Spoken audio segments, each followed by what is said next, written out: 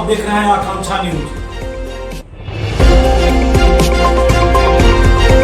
आइए आपको गया की ताजी खबरें दिखाते हैं। योजक चिन्ह योजक चिन्ह योजक चिन्ह।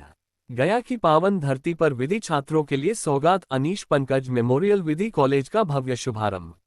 गया बिहार मगध की ऐतिहासिक धरती, जो ज्ञान, तप और संस्कृति की पावन प्रतीक रही है, एक बार फिर शिक्षा के क्षेत्र में नया कीर्तिमान स्थापित करने जा रही है। गया के शिक्षा प्रेमियों और विधि क्षेत्र के छात्रों के लिए अत्यंत गर्व का विषय है कि अनीश पंकज मेमोरियल विधि कॉलेज का शुभारंभ अब हो चुका है। ये संस्थान न केवल विधि शिक्षा का केंद्र बनेगा, बल्कि आने वाली पीढ़ियों को न्याय, नैतिकता और संविधान की भावना से जोड़ने का माध्यम भी बनेगा। भव्य आयोजन के साथ हुआ उद्घाटन समारोह। इस विधि महाविद्यालय के उद्घाटन समारोह का आयोजन प्रसिद्ध रिजॉर्ट में किया गया, जहां बिहार के न्यायिक क्षेत्र एवं शिक्षा जगत की कई जानी मानी हस्तियों ने अपनी गरिमामय उपस्थिति दर्ज कराई। कार्यक्रम का शुभारंभ दिवंगत अनीश पंकज जी की प्रतिमा पर माल्यार्पण एवं दीप प्रज्वलन से हुआ। विद्या की देवी मां सरस्वती की वंदना के साथ विधिवत पूजा अर्चना कर कार्यक्रम का आध्यात्मिक रूप से आरंभ किया गया।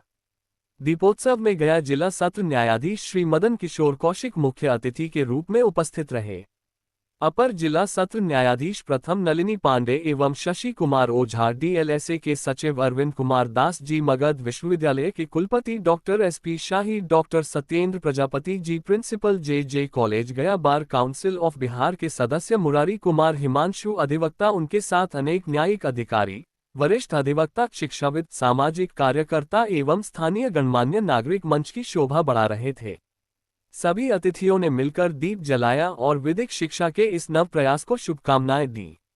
सम्मान समारोह में भावुक क्षण। उद्घाटन अवसर पर पुत्र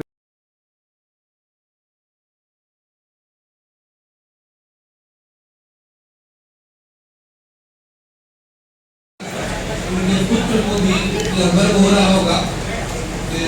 अभी आज वो देख रहे होंगे, जहाँ से कहीं होंगे कि उनके पिताजी ने ये इतना संकल्प उठाया है और उन्हें भी गौरव महसूस हो रहा होगा। लॉ कॉलेज की स्थापना कोई साधारण कार्य नहीं है। मिश्रा जी की क्षमता और एक प्रभाव का परिणाम है जो उन्हें सफलता मिली है और सभी का सहयोग मिला है। यूनिवर्सिटी के वाइस चांसलर शाहिद ने भी पूरा सहयोग दिया। अभी हमारी मुलाकात हुई, वैसे तो हमारे बहुत पुराने मुलाकाती थे, तकरीबन 40 साल के बाद आज उनसे हमारी मुलाकात हुई और एक दूसरे को देख के विद्यार्थी जीवन को याद करने लगे। तो महज ये एक सवाल है कि कानून का सिर्फ यह पेशा, मात्र पेशा जीविका चलाने के लिए नहीं है, एक समाज की बहुत बड़ी जिम्मेवारी है। हर व्यक्ति से कानून का पेशा चला लेना संभव नहीं होगा। कुछ जिम्मेवारियां समाज के प्रति, गरीबों के प्रति, न्यायालय के प्रति, और तभी जाकर इसका उद्देश्य सफल हो।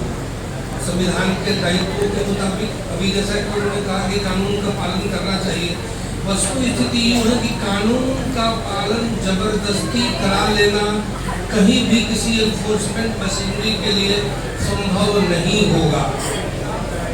किसी कानून का अनुपालन नहीं करने वाले अगर 2-4-5% लोग हों तो उन्हें संभाला जा सकता है, लेकिन जहाँ 95% लोग जब रोड जंप करने लगेंगे, आपराधिक प्रवृत्तियों में जब आ जाएंगे, तो किसी प्रशासन की क्षमता इतनी नहीं रहेगी। आवश्यकता इस बात की है कि इस लॉ कॉलेज के विद्यार्थी जो हमारे यहाँ से निकले, उनमें एक इस तरह का भाव हो, आपराधिक प्रवृत्ति से दूर रखने का भी भाव हो। अपराध करके किसी अधिवक्ता का काम है अपराध से उसको मुक्ति दिला दिया, बेल करा दिया, क्या उसका एक्विटल हो गया, यहीं तक नहीं रखे। एक वकील के व्यक्तित्व में ये क्षमता होनी चाहिए कि उस अपराधी को न्याय मिलने के साथ साथ उसके हृदय में भी एक परिवर्तन ला दे, ताकि वो अपराध की पुनरावृत्ति न करे।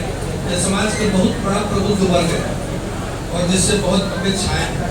इसी लॉ कॉलेज से आगे चलकर अधिवक्ता भी निकलेंगे, नए पदाधिकारी भी निकलेंगे, ऊपर के कोर्ट के लिए जजेस यहीं से आते हैं। इसलिए शुरुआत में ही उस तरह की भावना अभी से ही जागृत करनी जरूरी है।